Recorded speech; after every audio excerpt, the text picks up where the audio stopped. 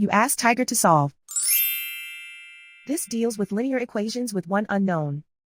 The final result is c equals -5. Let's solve it step by step. Swap sides.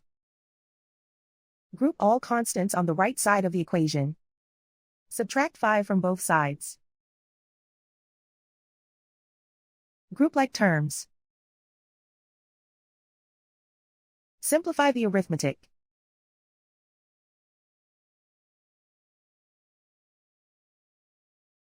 Isolate the c.